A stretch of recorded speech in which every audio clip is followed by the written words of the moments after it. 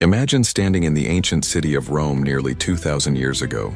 The streets are alive with merchants, soldiers, and senators. Marble temples shine under the sun, and the empire stretches farther than anyone can see. From Britain to Egypt, from Spain to the Middle East, one name rules the world: Rome. Now fast forward to today. The heart of that empire still exists. The ruins are still there. The language of the Romans shaped the world. The culture survived. The city never disappeared. But here is the strange mystery. Why is the country where Rome was born called Italy, while a completely different country far away is called Romania? How did the land of Rome lose the Roman name, and another nation gain it? This is the story of identity, language, and history that spans thousands of years. Let's go back to the beginning. Long before modern countries existed, before borders were drawn, before nations had names, there was only a city. A single city built beside a river, growing slowly into something powerful. That city was Rome. At first, Roman did not mean someone from a country. It meant something very simple: a person from the city of Rome. If you lived there, you were Roman. If you didn't, you weren't. Italy at that time was not a country at all. It was a land filled with different tribes, cultures, and languages. There were Latins, Etruscans, Samnites, Greeks in the south, and many others. They fought each other, traded with each other, and lived separate lives.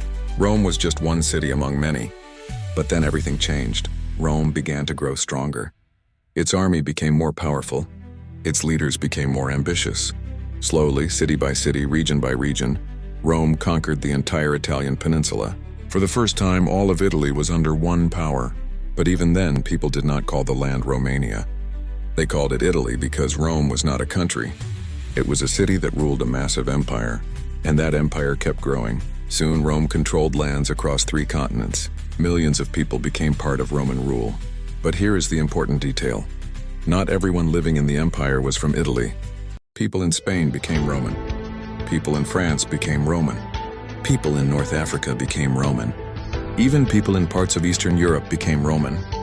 Roman stopped meaning someone from the city. It became an identity, a status, a civilization. Over time, Rome spread something even more powerful than its army: its language.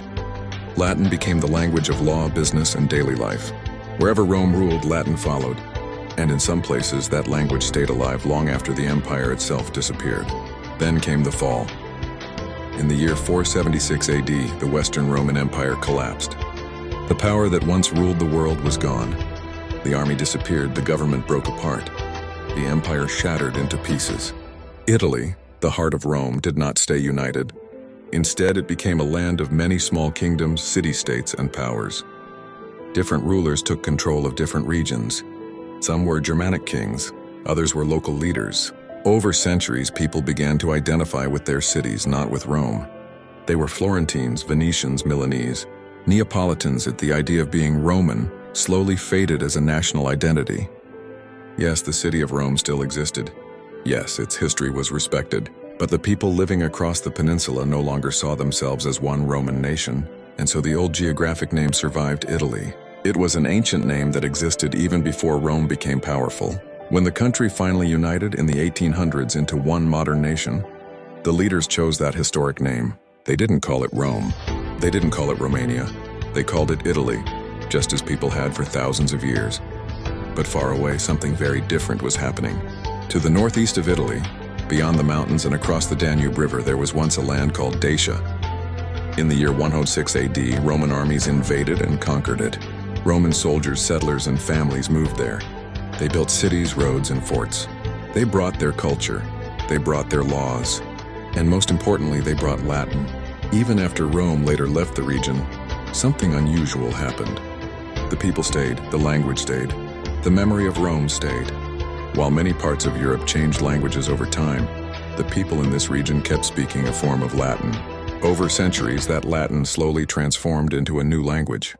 Today, that language is known as Romanian, and that created something powerful. The people there began to see themselves as descendants of the Romans. Even though they lived far from Italy, they believed their identity came from those Roman settlers long ago. So when the modern nation formed in the 19th century, its leaders made a symbolic choice. They named the country Romania. The word itself means land of the Romans. It was a way of saying, we are the children of Rome. We carry its language. We carry its legacy. And that is the great historical twist. The land where Rome was born kept the name Italy, and the land far away where Roman settlers once lived took the name Romania to honor that ancient connection. In Italy, Roman identity became history. In Romania, Roman identity became heritage. So the reason Italy isn't called Romania is not because it forgot Rome. It's because Rome was never the name of the whole country in the first place. It was the name of a city that once ruled the world. And in the end, its legacy spread so far and so deep that another nation, thousands of kilometers away, chose to carry that name into the future.